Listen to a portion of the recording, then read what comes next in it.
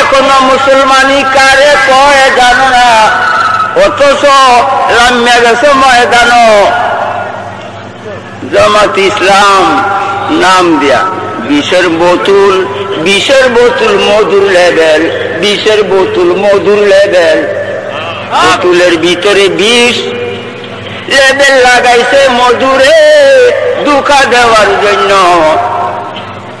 এই মধুদিপন্থী গুলমাল্লা আজমের পন্থী